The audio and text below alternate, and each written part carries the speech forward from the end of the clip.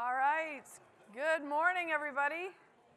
Hopefully you got some coffee, got a little bit of nosh out there. I have the arduous task of talking about evidence-based behavioral therapies in substance use disorder in less than an hour. So there'll just be a little bit of everything, and then I'll try to get to do a little activity if possible. So hopefully you're into that. So how many of you use these evidence-based practices already in your practice? Couple? It's hard for me to see because of the blinding light. But I think I see you. Okay. So I'll just introduce myself. I have, obviously this presentation is supported by the TxSUS targeted opioid response. You've probably been seeing these. I have no financial disclosures to admit to. We've got a lot of learning objectives, as you can see. And really, I think hitting home the importance of evidence-based practices. And there's me. My daughter took that picture in my backyard with my fake grass in Arizona. It gets hot in the summer. But I'll introduce myself quite quickly. My name's Denise Beagley. I have a master's in counseling psychology from Trinity College in Dublin, Ireland. I'm from San Francisco originally, so therefore I don't have an Irish accent, but it comes up every once in a while. I came home with my 2 Irish souvenirs, and those are my daughters. So they allowed me to leave Ireland with them. I have my little QR code, and that has my contact information. I am the Associate Director for Crisis and Justice Systems at Banner University Health Plans in Arizona. And so anyone that has contact with crisis more than 3 times gets flagged. They're part of my team, or they have a court order evaluation, court order treatment. They have any incarceration. They're on my team. And then I have justice system liaison. We also have peer justice liaisons throughout the state that we work closely with and advocating for these individuals to get better treatment. So we have the jail diversion programs, getting people to treatment instead of arrest. And that was about 20 years ago. It was faster for a police officer to arrest somebody than it was to get them treatment. And we've made changes in that. So I've been at Banner, I'm going in my 3rd year. I've been with the Chandler Fire Department as a crisis interventionist. And I've been doing that, I'm in my 10th year. And I love that. I've been teaching CIT, crisis intervention teams training for many years with police. But in 2014, I was asked to start teaching firefighters, and it's a little bit different. So I went on a ride-along, fell in love with the job, and I've been doing that part-time ever since. So I love that. We get to sit in our recliners waiting for calls. My longest shift was 72 hours straight. I do many of those, especially around the holidays. And then in 2020 was a good year to start a business, so I started Beagley Consulting. So I've been able to take that to South Africa and Ghana last year, which is amazing. Loved every minute of that. I teach at ASU asynchronous now. I switched from having a regular class to that because I just don't have as much that gives me more flexibility. And then I also, if anybody's interested, coming to Arizona on March 7th and 8th next week, we are going to have the Arizona Summit. So this was something myself and a colleague at ASU put together, and it's to really do cross-training between public safety and behavioral health folks. We can learn from each other. And we've seen a huge increase in collaboration between these 2 entities, so Banner is one of those supports as well for that. And then I used to be up to 8 Starbucks a day. I hear your judgment a little bit, right? But I didn't go into Starbucks. That took 6 months, okay? I didn't order 8 coffees all at once. That took a good 6 months. It took a heart condition. I ended up being in my cardiologist's office at 32, and he's like, "You're awfully young to be here." And I was like, "Thank you." He's like, "No, what are you doing?" And I was like, "I'm drinking my," I had to realize it, right, through that discussion. So we'll talk a little bit about that, but that's just a little bit about me. I'm also known as D Nice. That's my street name or my station name. So first we're going to talk about cognitive behavioral therapy. When we think about this, how we think, how we behave, what we do, how effective do you say using this type of work with people with substance use disorders, what do you think the percentage is of effectiveness? Any guesses? This is for you to not resist me and answer back. This is like, it's a large percentage. I like your number. Is it more than 50%? Yes, I think it is. Is it more than 60? I think it's probably 75 to 80%. Yeah, so it's like kind of in that window of 50 to 60%, right? Obviously, a lot of different variables, but what's your favorite color between blue, yellow, and pink? Blue. You get a blue Peeps. Come on down. Come and get it from me. All right? Thank you. I found those at Target yesterday. Right? So we look at, it depends on a lot of different things, but here's the cognitive model. So you're getting a person who has substance, they on board, they're using. How do they stop, right? In the sense of how do they not get triggered by something? What would they do for themselves? And it's not as easy as just staying out of the bars. Imagine, I lived in Ireland. Did I work with anybody that had some alcohol addiction? Absolutely, right? And I remember I was a brand new student in my master's program, and I get my first client, and it's presented, he's an alcoholic. This is the terms that they used, right? And I said, okay, so how long have you been an alcoholic? That was my lead question. I was new, okay? And he goes, I'm not an alcoholic. Alcoholics go to meetings. I go to the pub, young lady, right? He was mad at me, and I was like, oh my goodness, I'm so sorry. I didn't mean to use a label on you, right? And so we ended up having a great conversation through that, but recognizing, I said, imagine you going to the pub and not having a drink. What would that look like? And this is exactly what this was. Like, well, my mates would tell me that I'm weak, and what would you need to do? He was like, I need to get my mates on board, right? Because even looking at it from a standpoint of motivational interviewing, using those skills too, which we'll touch on, asking him, how many pints are you drinking out in a session, which is a night out? And he'd say, about 20 pints. That's the imperial pint. So again, bigger than our servings here. And I said, okay, and how many pints, when you first started drinking, what were you averaging? He said, about 2 pints. He goes, I might need to reduce the amount of pints I'm drinking. So already, he's seeing, by having this conversation, we're looking at harm reduction, right? So, when we think about the cognitive model, there's lots of things that come in with this. Now, I put this parental advisory on here because this video that's going to talk about CBT, it's going to use some language that's probably going to ouch us a little bit, okay? So with all the videos that I have coming at you, and I have a lot today, I want you just to write little notes of things that you notice that the language changes.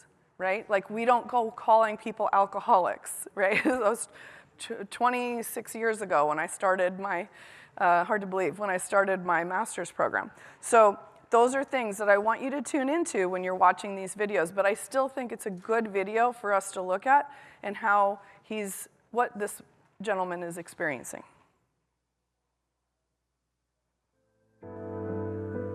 For almost 60 years, Frank's been the rock on the block.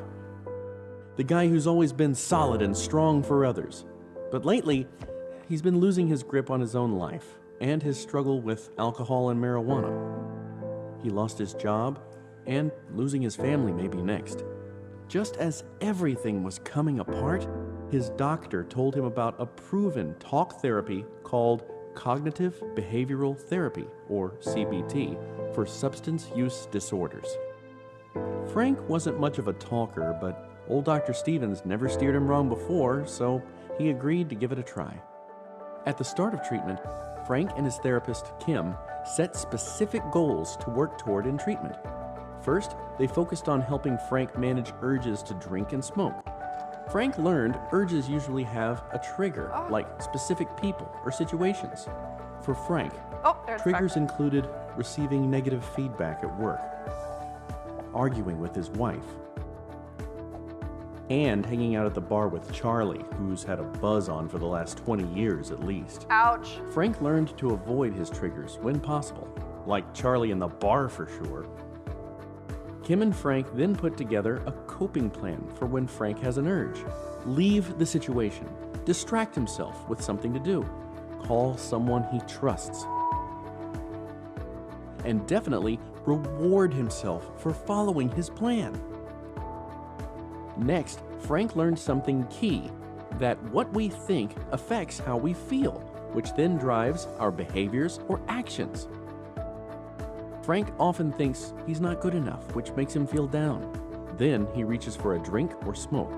But by spotting this pattern, Frank can catch and change these thoughts and break this chain. Frank also discovered it was hard to turn down a drink or smoke. Kim taught him assertive communication skills so that when he said no, it would land like one of his overhand rights, no two ways about it. In the last part of treatment, Frank worked on creating and improving positive relationships and weeding out friendships based on drinking and smoking. Frank's wife, Ruth, even joined a couple of sessions to learn how she could best support Frank as he made changes. They also learned ways to communicate better. They're feeling closer than they have in years. Dancing isn't so different from boxing after all. After 3 months in treatment, things are turning around. No drinking or smoking in 5 weeks. Though he has tough moments, Frank's more confident managing his urges. And slowing down his thinking has improved his mood. Oh, and one of Frank's new buddies helped line up an interview with that woodworking shop down on Belmont. Frank's golden years may be golden after all. If you have problems like Frank and want to make real changes in your life, there is effective help available. Get started on a new path at treatmentworksforvets.org. Right? Getting that, kind of seeing it in that snapshot. That's why I wanted to use that video. But did you hear some language that might have been stigmatizing? Charlie, right? He's been buzzed for 20-something years, right? Now, it's one thing if your client refers to themselves or your patient refers to themselves that way, but not if we're labeling, right? So. When we look at contingency management, does anybody know the percentage of effectiveness for this with substance use disorders? 65%, okay. So they did a study, and it was, granted, it was 2009. So they said they looked at 800 people, and it was about 49% effective in reducing, particularly with stimulants, with alcohol, and with what else? Marijuana. Okay, so, and it's a little controversial. So I think with any treatment and modality, I like to kind of use a combination because I think it matters on who you're working with.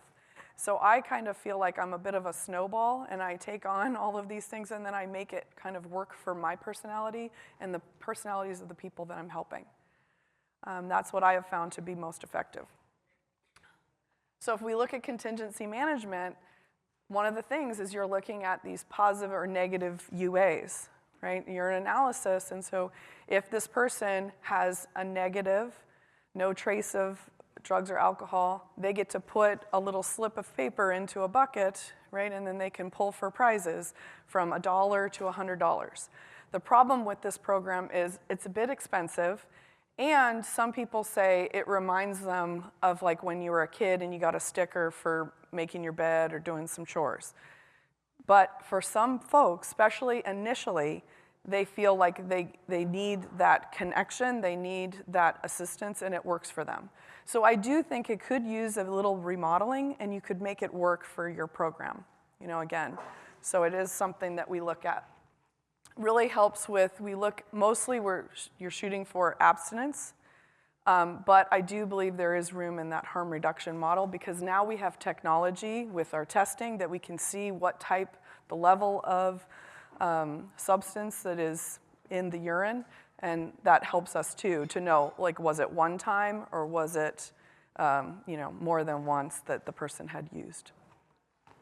So again, here's another. I'm putting these warnings on here. Just again, if you hear language, I just wanted to put that out there, right? So, I think this is supposed to have volume. Evidence of behavior change. In the case of substance use disorders, it involves delivery of monetary-based reinforcers for negative urine tests. Research on this intervention dates back over 30 years and consistently shows that contingency management improves treatment outcomes. The principles behind contingency management are intuitive, given what is known about how addiction affects the brain. Addiction compromises the brain's reward system, but contingency management provides incentives tied to abstinence and other treatment objectives. Put simply, contingency management stimulates the very part of the brain damaged by addiction. It replaces the reward that alcohol and substances provide with a new reward for treatment adherence. It's highly effective in treating stimulant use disorder, such as cocaine and methamphetamine use disorders. Contingency Wanted to go again. So what did you hear there? Any stigmatizing language? Is the brain totally damaged? Right. So can it regenerate? Can we make connections again?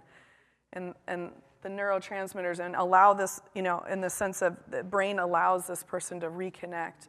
Our brains are like memory foam, and so it files things away. And so oftentimes we can make those connections again, and this person starts to feel, again, that they are living a different life. So we see with contingency management, positive reinforcement, getting that person to engage in their treatment. And it would be for a short period of time, right? These are to help that person kind of bridge to maybe another therapy modality.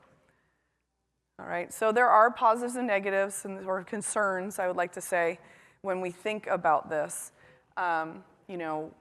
False positives, the stigma that's related to this testing, or perhaps like you could lose your employment if people have maybe concerns about that. Maybe using external compulsion, right, to prevent a client from developing those internal motivators to change. So it's also a big cost if you think about if you're giving if I always had to give treats away, I couldn't afford everybody to have a PEEP, but I bought 6 of them, okay? And so we look at how can we, maintain this program that way. All right, so ESPERT, this is another one. I actually came to this city in 2016 to learn about ESPERT more. And that was the last time I was here. I got to see the bats, very cool. But we look at just even the universal precaution of screening every single person, not just some, but every single person actually has high rates of success. So what are we looking at with ESPERT? Does anybody know? Above 60%, right? When we think about these interventions, because sometimes people don't even know their drinking levels, right? It depends on what kind of cup they have at home. Are you self-pouring? Let's admit here, anybody ever go to a bar and you think, that seems like I didn't get a full pour? Does anybody ever say that? Especially when it's like $20, right? You're like, is that really enough? So do we actually know our serving sizes? So we'll look at those in a second. So here's ESPERT defined. It's, this is something that we look at. They've been doing this, I think, 30 plus years. Same thing with contingency management, 30 plus years. And SAMHSA looks at how can we look at high risk individuals, right? Or we can't just identify them. We can't just look at them and know, oh, you're a high risk user, right? But if we screen everybody, we can look at prevention, intervention right there, and it really does work. We focus on those universal screenings. So screening, the S, identifies unhealthy use. So things that maybe people didn't realize. I remember talking to someone and she said, oh, only 7 drinks in a week? I drink that in a day. She's like, this really limits me on what I can consume. And I said, yeah, isn't that interesting? That here the government is, essentially there, she's like, the government's telling me what to do.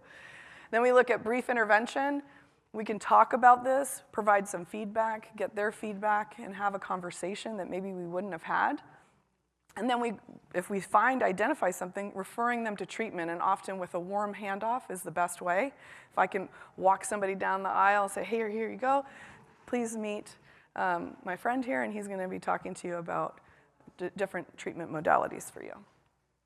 So here's just kind of at a glance what we might do in a snapshot to help somebody through this process. All right, so here's our serving sizes. How many of you are aware of this? How many of you have ever had the drink a Long Island iced tea, which actually has no iced tea? I was a bartender in college, right? Does that have more than one serving of spirits? Yes. There was a typo, and I was doing a training one time, and I had forgotten that somehow the period went out of 1.5, and it said 15. And I said, wow, that's a heavy pour, right?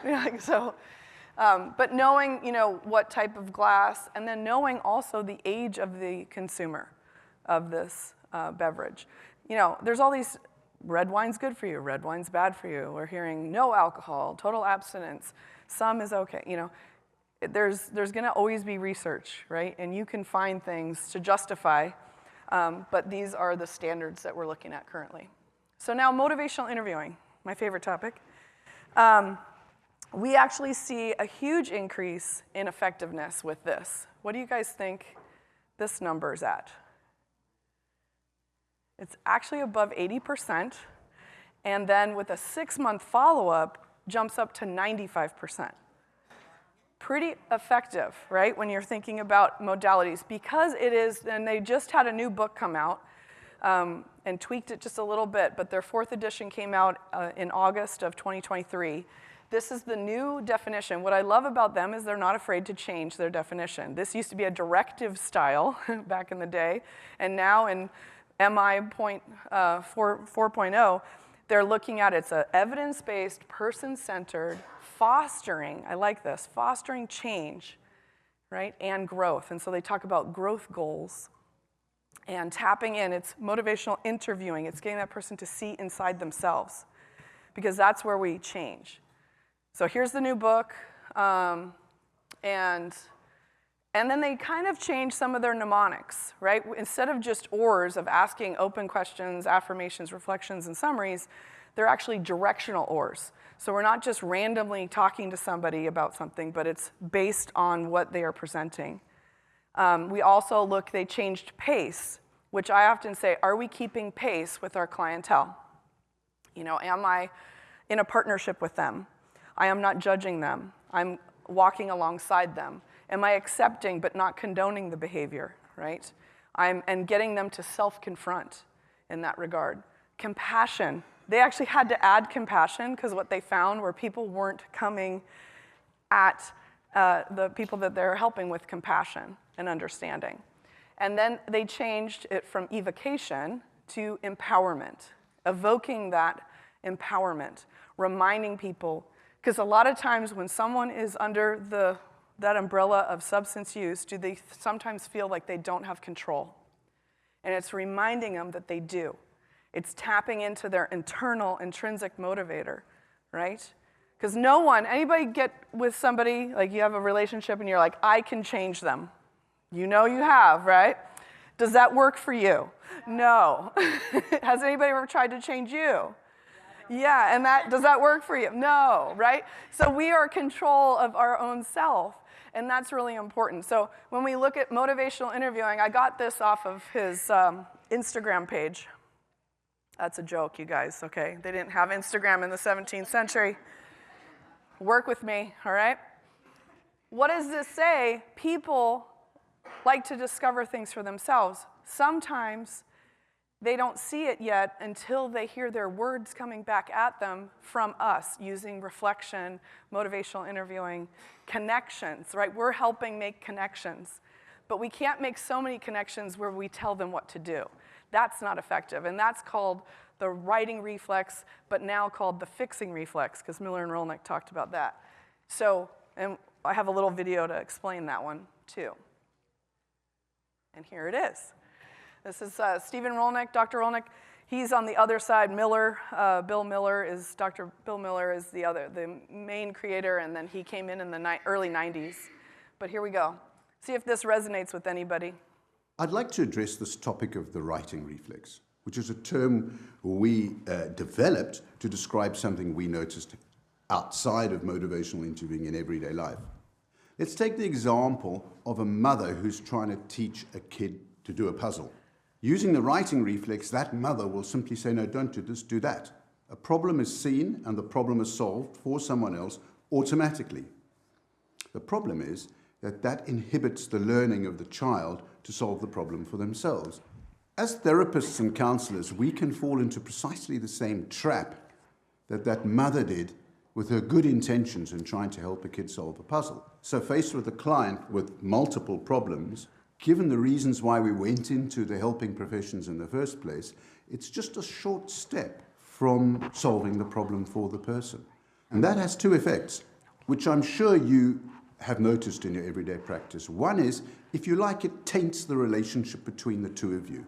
It doesn't make for a nice, constructive conversation, and it places a weight on you to solve problems for people, and they tend to shut down. The second can be observed in the behavior of your clients, which is that it doesn't lead to good outcomes. And there's reasonably solid research evidence to support that. This observation about the writing reflex provides one of the clear rationales for motivational interviewing. I'll add just one caveat here. That helpful spirit of yours, the use of that can be channeled into giving someone advice. And skillful advice giving is not the same thing as succumbing to the automatic unconscious use of the writing reflex. And how you give advice skillfully so that it's congruent with motivational interviewing, that's going to be an interesting topic, but it's not the same thing as the writing reflex. Yet, so they were still referring it to as the writing reflex. You're going to hear both of those, but now they're going with fixing, because I think it's kind of more of a layperson's term, so it's expanding the horizons. Motivational interviewing started in substance use family. It's originated there, but over the 40 plus years, we see a lot more application in different areas. I use it with the community paramedics that I teach, helping patients that they see to test their like connection and encouragement with testing their blood sugar. We have a lot of lift assists in the fire department, and so teaching people about fall prevention and things like that. But we can't just tell people. Like, I love that puzzle piece. How many of us have ever done that, you know? You think theoretically, it's like, I'm doing this. So I think it's important for us to look at that piece. And so you also see, you know, as helping professionals, we want to solve problems. We want to put out those fires. We want to get to the next person. But we have to allow that person to kind of do things themselves. So we have to fight that innate response in us to fix the problem. And so it's really important to see that person grow and change and find solutions themselves, because they're going to stick more than they will if it's, you know, we're not going around going, that was my idea, that's why you're successful, right? As much as we want to. Those are indoor thoughts, okay? So when we look at 3 communication styles, motivational interviewing, you're probably using all 3 of these, and you're going to have a moment to be able to try this on each other. But looking at the following style, basic Dr. Carl Rogers, right? Unconditional positive regard, connection, you're following them. You are not, it's their agenda, not yours. You're not confronting them. And you're just really there in support. And I use this a lot, and we have to do death notifications and grief support in my crisis work. And so I'm using this a lot, okay? Builds connection, rapport very easily. Now, I always think about Dr. Phil. Is that lifestyle working for you? Why does he yell at everybody, okay? That's more the, hey, dummy, quit using drugs, right? It was like, okay, Dr. Phil, right? Everybody's scared of Dr. Phil. Does it work? Sometimes, right? But a lot of times people will be like, just to get out of the way, okay, fine, but then they're going to go do what they want to do anyway. How many of you use this as a parenting style? If you don't clean your room, right? So we also see those communication roadblocks that I quickly learned in my first year of Dr. Thomas Gordon's 12 roadblocks, right? And those from the 1970s. We see frustration. We see, you know, not as positive of outcomes. We also see that there's 2 sides to this style.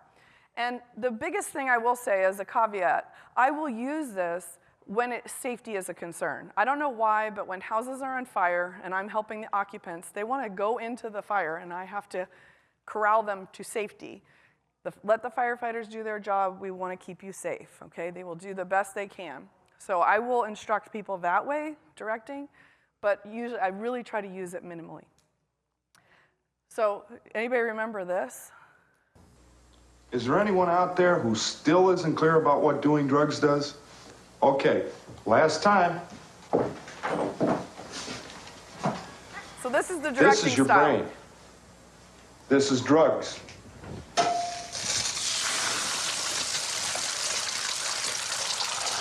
This is your brain on drugs. This is your brain on drugs. Any questions? Yeah, any questions? There we go. Did that work? Is there anyone out there? So we have the light and the dark side when it comes to, and I love Star Wars, so I kind of thought about this. The directing style kind of gets a bad rap, and I think we can use it for good, but we have to be aware of it. So if we're using, the light side is directional oars, you know, you're working with intention, right, and helping this person. They are telling you what they want. So I love meeting people where they're at, but also I like helping them get to where they want to be. That's my big thing, okay? So I have to listen and forecast because they're telling me things that they want, and then I have to look at how is this behavior now getting them to their goal? Is this still your goal? Is this still what you want? Connecting with them. So a person hears their words from your reflections, and that creates power for them. On the dark side, it's that strong fixing reflex, right, or writing reflex. It's the roadblocks, the persuading, warning them, right, shaming them, because that's in there too, reassuring them when maybe things aren't going to be okay. I learned that early on. Anybody ever reassure somebody and you're like, this is the bottom of the barrel, and then like their pet dies and you're like, oh my God, like I did not see that coming. Provider, you know, installs like change talk rather than evoking it. There's a difference. I can't just say, you're going to feel this way. How do I evoke it with them? And then how, again, we would use it for safety. So borrowing from the counseling arena, as a counselor, I should be talking 80% of the time? No, right? I should be talking 20 or less. And the person that I'm helping should be the main one to be talking. Now, even in a crisis situation, do you think in a crisis, do people want to be talked at or listened to? Listen to. So that could be a 90-10 or a 95-5, right? You look at these ratios. You get a much more talkative person with asking open questions. I will say that teenagers, adolescents, have a knack for closed response to an open question. It could be the most beautiful open question, and they will shut that down to, sup, you know, right? You're like, dang it. You're like, take two, let's do it again, right? So we look at the likelihood is more positive, and they are more receptive to this because we're going to ask permission to give advice. That one's tough. My mom just dishes it out freely. Like she's like a Care Bear of advice, right? She's throwing it out there. Take it or leave it, but you should take it, you know? So rapid engaging is a new term that came out of the new book, and I love it because it really works for my crisis work. So rapid engaging is that initial period of exclusive listening, okay? How many of us do this? Yeah, you got to take a moment and assess the situation, right? Triage before we jump in and start fixing. But it is tempting for us to do that. So one of those things that we have to be aware of. So we're going to use all three styles. They're all valid. They're all kind of under that umbrella, right? But we're going to try to use those guiding styles more than anything because we naturally will click back to directing. Okay, so it's kind of like mixing. Anybody like a little bit more bass in their car than treble? You guys listen to music? Okay. You're like looking at me like, what is she talking about right now? But I just got a Bronco. I waited 2.5 years. I got the big Bronco, right? Yeah, and I waited, and I was like, I picked the bigger screen, and I did the big system, and I'm sitting there, yeah, here we go, right? I got a little bit more bass. I got this cool thing, you know, that you operate. So that's kind of like, how are we going to use these things? Sometimes our clientele needs more guidance. We're going to provide that. Sometimes they just need us to listen, right? And so you can use all of these kind of modalities together and create your own kind of special sauce, in that sense. So you're going to have an opportunity to work with each other, pick a partner, if you don't mind, and we'll get into some practical applications. So think about something that you would like to change, okay? We could say something that somebody else wants you to change. You could think, anybody have one of those ideas, right? Is it the same thing that you want to change? Probably not. But think about something. So, maybe something you do out of habit, drinking too much caffeine, right? Spending too much money. I'm good at that as well. This is almost like a list of mine. I don't bite my nails because I got fake nails now. I don't use nicotine. But do I want to start doing something? So it could be a start or a stop or reduce, right? Something. I still drink coffee, but I did harm reduction for myself. I'm down to 1 cup a day. Yay, me. So we look at exercising, eating well, acquiring new knowledge, right? These are things that we want to do, and they've got to be measurable for us. So I know this is like an eye exam, but I want you to focus on this piece, which is name something you would like to change, okay? That's going to be, and you're going to use that information. You can write a note to yourself if you'd like. You didn't walk in here and thinking like, oh, I'm going to change a behavior today. But looking out for yourself, use a real play, if you don't mind, okay? And motivational interviewing is about arriving at shared goals towards change. That's what we're looking at.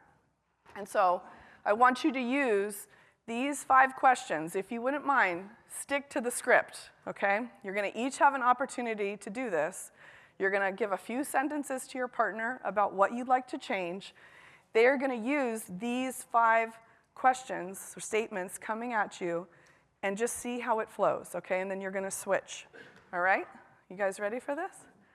Let's do it. All right. Okay. All right. So you got a little quick snapshot if I could get your attention again.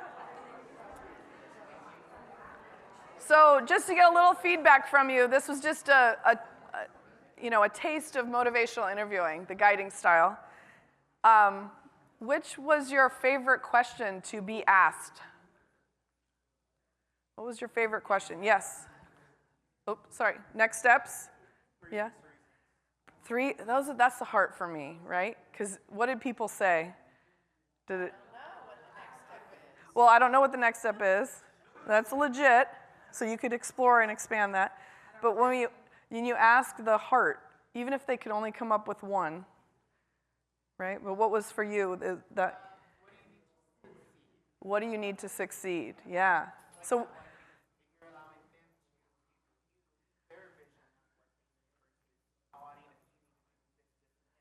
yes. Absolutely. And so that identifies some need there, some resources that we could tap into. There's lots of different things. And if I eavesdropped over here in this conversation, you were rolling with your 3 reasons. Do you mind sharing, or do you? So, what was your statement of change? That I wanted to have better boundaries for my work-life balance. Okay. That would look like working out, having more set time for myself, living in my more my home world as opposed to like work world. Okay. So having healthy boundaries, giving some. This is hard as a first responder, me time, because we're always giving to others.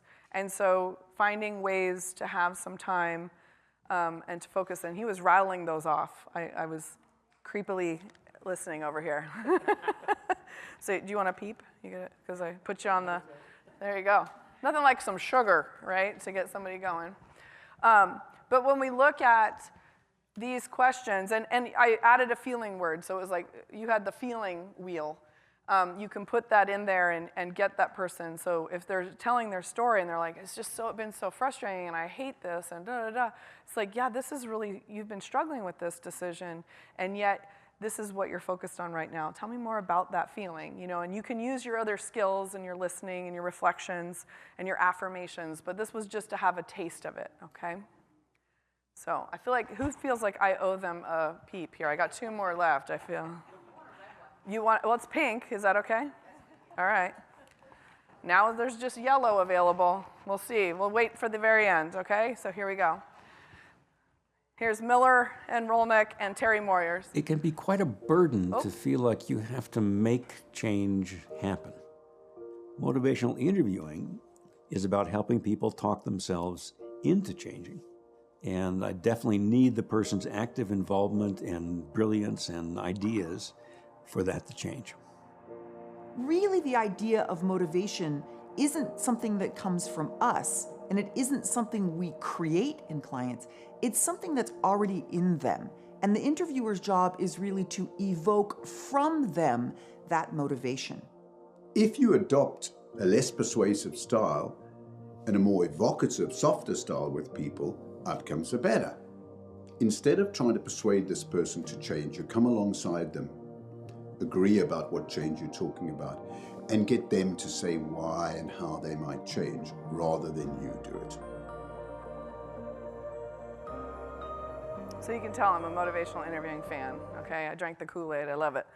High effectiveness. And you know, I kind of modified Prochaska Di Clemente's stage of change. You probably have seen this in a circle, but it's not a linear process. So I like the honeycomb effect and looking at, and I also relabeled relapse to recurrence, because we don't want to offer like, hey, there's always relapse, like as a contingency plan, right? So I like that there are going to be times that the person does have a recurrence.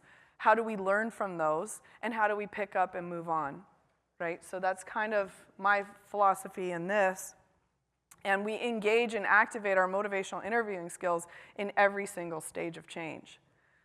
So it's the kissing cousins too. When I talked to Miller, he said it's the kissing cousins to motivational interviewing, which I don't even know where that came from, because it's kind of a weird statement, isn't it? What's wrong with offering advice? Yes. And I know I do from my mom, and I love her, but I think hers is a little judgment. A little love, little judgment in there, right, for me. But yeah, and they're less likely for it to stick. But if we ask, hey, I'm wondering, you seem like you're struggling with this, like someone said they didn't have any ideas, right? I'm wondering, I've seen some things. Are you willing or open to hearing some of these from, you know, experiences I've had? Now, we're not getting into too much detail with stuff. We're protecting people's, you know, privacy, but we're giving some ideas. And when you do that, this is what we see. Yes? Right. And the same thing with ownership of success. I've had people try to give me their recovery success. I was like, that's all you, right? So we can't play that game. If we're giving advice, it didn't work. Well, see, you told me, you screwed me up. So this is another way, thanks. This is another way. They also changed this. It used to be, if you're an MI nerd like me, elicit, provide, elicit. And now it's ask, offer, ask. So what we're doing, we're asking permission to offer some information, we're providing it, but then we're asking, what do you make of that? Does this seem like something that could work for you, or which one of these things? And they'll pick something and they'll own it, right? And let's just try it. Let's see what sticks. So I really like that. So MI can help people open up to new perspectives, things that they didn't think about before, right? It might seem obvious to us because you've been doing the job, you've seen that road, right? A lot of times, how many of us see the road the person's going down, but they don't see it. They don't see the exits. They don't see the options. We're there to kind of ask them, what do you think? Even preparing, what are some next steps? What are some obstacles that you could foresee? How do you overcome those? I like to practice positivity. So how do we combat those things? Let's head them off at the pass. So in a nutshell, we're looking at, you get the person to hear their own thoughts about change and growth, and they flourish, right? They have success. So I love this because it really sums up for me what I feel about motivational interviewing, is it does change us too. And we will be a better clinician. We will be a better helper if we can look at this. Now, Miller and Rolnick do warn, do not use this on your family and friends, and I say do, but with informed consent, okay? So get that, do a DocuSign, whatever, works. But I think about Maslow's hierarchy of needs. Our clients, right, they're coming to us sometimes with basic needs not being met. What about for us? I also teach on compassion fatigue. We aren't our best if we are feeling, depleted. So I like to joke, like, how many of you drove here on an almost empty tank? It was like, ooh, am I gonna get there? So exciting, right? But how many of us emotionally sometimes are going around like that? You only have to be 1% better than you were yesterday. And I tell that to all of you, and I would say that to the people that I work with. 1% better. So there's not so much pressure to be 100%, right, all the time. So that's your question. Oops, you're not supposed to see that. So put your questions into, what is it, Wacova? Wacova, okay. Here's some resources for you, the books that they have up here, and I think you have that in your handout. Yeah, so if you have questions, please put it in Whova, the app. I'm sure Denise will stay around for a minute or two Yeah, I've got a afterwards couple minutes. If you have a one-on-one question. Also, we're aware of the sound issues. Thank you for rolling with us on today. So questions in Whova, we'll get those answered after the session. And maybe one question now? You want one? Sure, whatever, yeah. There's some more. Who wants to be the one? You get a peep. Apparently these are hot commodities. Okay, I don't need a peep because I already got one. Oh, you do, yeah. I'm a graduate student, and I'm just learning this and just took my motivational interviewing CBT course last semester, and I'm about to start with my very first client in my clinic, and I'm really scared and nervous.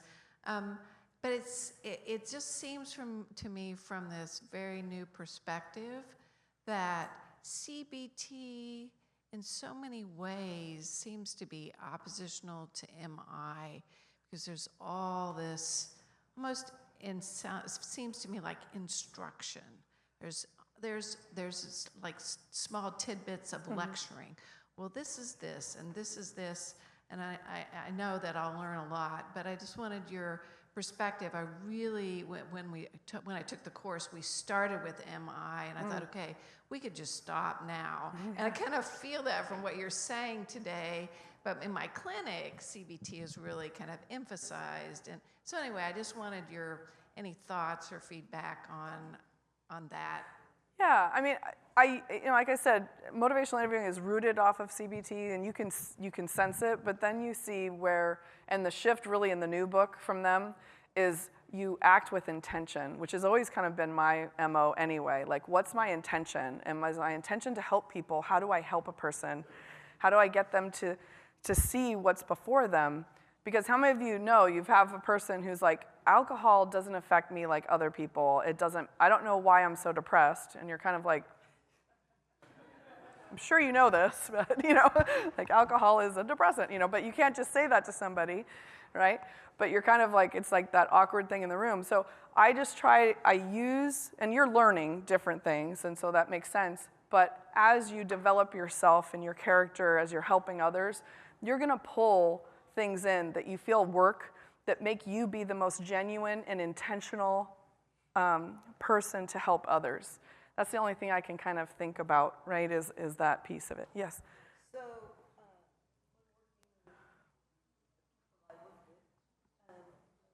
I've used CBT and the handouts, a lot of cognitive, I see it as not directive, but more instruction. Yes. Rather than.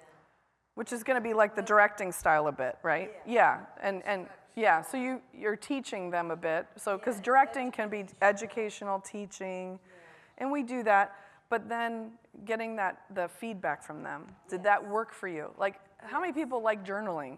Some people don't. Some people love it, right? So you're going to find out what works for you. I'm not going to force feed someone like, you must journal, and you're going to love it, and you're going to get so much from it. But they're going to try it, and then they're going to go try something else. And they're going to see, after we look at that, what works. Yeah, no, I love that. Yeah, so, and when we're learning something, you have your own lens and take on it as well, right? With any of these, lots of different variables out there. So, I'm done. Okay, I'm being cut off. Thank you.